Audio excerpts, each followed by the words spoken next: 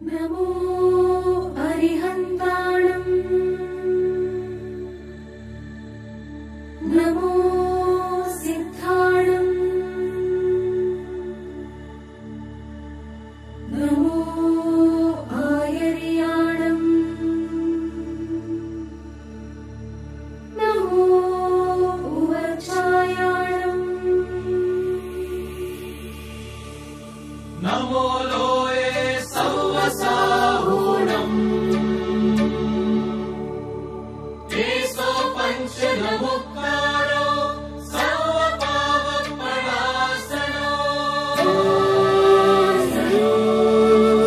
ಮಂಗಳಾನಂ ಚ ಸರ್ವೇಸ್ಮಿನ್ ಅಳಮಂ ಹವೈ ಮಂಗಳಂ.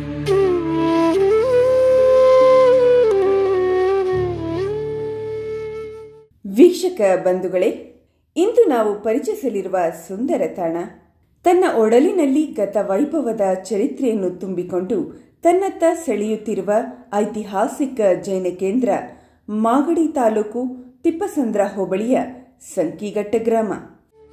ಭಜನೆ ಮಾತ್ರವೇ ಸಾಲದೆ ಜಿನೇಂದ್ರನ, ಭಜನೆ ಮಾತ್ರವೇ ಸಾಲದೆ ಜಿನೇಂದ್ರನ, ಭಜನೆ ಮಾತ್ರವೇ ಸಾಲದೆ. ಬೆಂಗಳೂರು ಹಾಸನ ಹೆದ್ದಾರಿಯಲ್ಲಿ ತಿಪ್ಪಸಂದ್ರ ಹ್ಯಾಂಡ್ ಪೋಸ್ಟ್ ಬಲಭಾಗದಿಂದ ಸುಮಾರು 8 ಕಿಲೋಮೀಟರ್ ಸಾಗಿದರೆ ನೀವು ಸಂಕಿಘಟ್ಟ ಗ್ರಾಮಕ್ಕೆ ತಲುಪುತ್ತೀರಿ.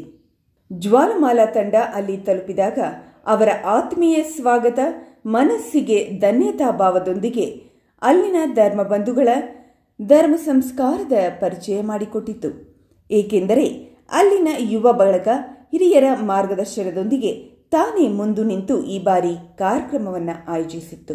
ಆ ಕಾರ್ಯಕ್ರಮಕ್ಕೆ ಹೋಗುವ ಮುಂಚೆ ಒಮ್ಮೆ ಇಲ್ಲಿನ ಇತಿಹಾಸ ಹಾಗೂ ಜಿನಮಂದಿರದ ಪರಿಚಯ ಮಾಡಿಕೊಳ್ಳೋಣ.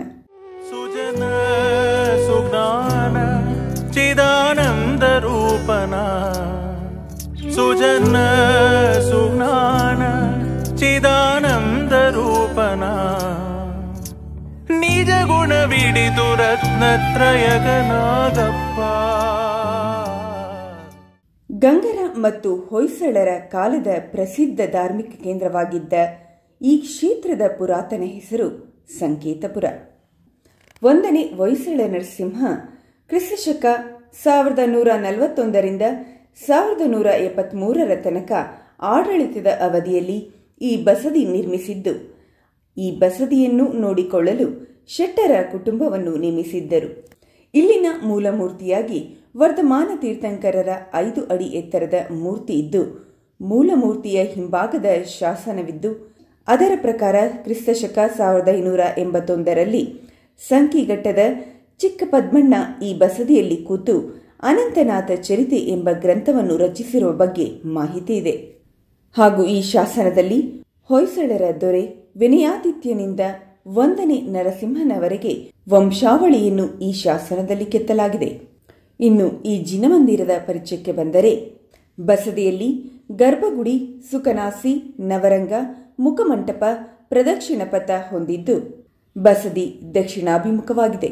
ಬಸದಿಯ ಮುಖಮಂಟಪವನ್ನು ಮಾಗಡಿ ನಾಡಪ್ರಭು ಇಮ್ಮಡಿ ಕೆಂಪೇಗೌಡರು ನಿರ್ಮಿಸಿಕೊಟ್ಟಿದ್ದಾರೆ ಎಂಬುದು ಇತಿಹಾಸಕಾರರು ಹೇಳುವಂಥದ್ದು.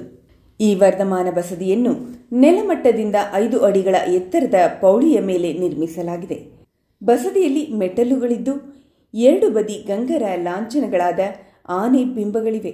ನವರಂಗದ ಪ್ರವೇಶ ದ್ವಾರದಲ್ಲಿ ಜಯ, ವಿಜಯ, ಬಳ್ಳಿ, ವರಸೆ ಚಿತ್ರಗಳಿದ್ದು, ನವರಂಗದಲ್ಲಿ 4 ಕೆತ್ತನೆ ಕಂಬಗಳಿದ್ದು ಉತ್ತಮ ಬೋಧಿಗೆ ಭುವನೇಶ್ವರಿಗಳನ್ನು ಹೊಂದಿದೆ. ನವರಂಗದ ಬಲಗಡೆ ಮಹಾವೀರ, ಬಾಹುಬಲಿ, ಬ್ರಹ್ಮಯಕ್ಷ, ಯಕ್ಷಿಯರ ಮೂರ್ತಿಗಳಿವೆ. ಎಡಗಡೆ ಸರಸ್ವತಿ, ಜ್ವಾಲಮಾಲಿನಿ, ಪದ್ಮಾವತಿ ಮಾತೆಯ ವಿಗ್ರಹಗಳಿದ್ದು, ಗರ್ಭಗುಡಿಯಲ್ಲಿ 5 ಅಡಿ ಎತ್ತರದ ಪಂಚಲೋಹದ ಶ್ರೀ ವರ್ಧಮಾನ ತೀರ್ಥಂಕರರು ವಿರಾಜಮಾನರಾಗಿದ್ದಾರೆ. ಈ ಬಸದಿಯು ದಕ್ಷಿಣಾಭಿಮುಖವಾಗಿದ್ದು, ಮಾನಸ್ತಂಭ ದಕ್ಷಿಣಾಭಿಮುಖವಾಗಿರುವುದು ವಿರಳ. ಈ ದೋಷ ಪರಿಹಾರಕ್ಕೆ ಮಾನಸ್ತಂಭದ ಮೇಲೆ ಚತುರ್ಮುಖ ಬಿಂಬಗಳನ್ನು ಪ್ರತಿಷ್ಠಾಪಿಸಿರುವುದರಿಂದ ಎಲ್ಲ ದೋಷಗಳು ಪರಿಹಾರವಾಗಲಿದೆ ಎಂದು ಶ್ರವಣಬೆಳಗೊಳದ ಈ ಹಿಂದಿನ ಚಾರುಕೀರ್ತಿ ಭಟ್ಟಾರಕ ಭಟ್ಟಾಚಾರ್ಯವರಿಯ ಸ್ವಾಮೀಜಿಗಳವರು ತಿಳಿಸಿದ್ದರು. ಅವರ ಸೂಚನೆಯ ಮೇರೆಗೆ ಈ ಪುರಾತನ 21 ಅಡಿ ಎತ್ತರದ ಮಾನಸ್ತಂಭದ ಮೇಲ್ಭಾಗದಲ್ಲಿ ಚತುರ್ಮುಖ ಬಿಂಬಗಳನ್ನು 2014ರಲ್ಲಿ ಪ್ರತಿಷ್ಠಾಪಿಸಲಾಗಿದೆ. ಸಂಕೀಘಟ್ಟದ ಹೊಯ್ಸಳ ಶೈಲಿಯ ಪಂಚಲೋಹದ ಮೂರ್ತಿ ಈಗ ಇದ್ದು, ಪ್ರಾಚೀನ ಕಲೆಯ ಮೂರ್ತಿಗಳಲ್ಲಿ 3 ಬ್ರಹ್ಮದೇವರಿದ್ದು, ಶೆಟ್ಟಿಕೆರೆ ಬ್ರಹ್ಮದೇವ, ಸಾತನೂರು ಬ್ರಹ್ಮದೇವ ಹಾಗೂ ಗುಂಡು ಬ್ರಹ್ಮದೇವರು ಇದ್ದಾರೆ. ಇಲ್ಲಿ ಗುರುವಾರ ವಿಶೇಷ ಪೂಜೆ ನಡೆಯುತ್ತದೆ. ಈ ಬಸದಿಯು ಶ್ರೀ ಕ್ಷೇತ್ರ ನರಸಿಂಹರಾಜಪುರದ ಸಿಂಹನಗದ್ದೆ ಬಸ್ತಿ ಮಠದ ಆಡಳಿತ ವ್ಯಾಪ್ತಿಗೆ ಒಳಪಟ್ಟಿದೆ.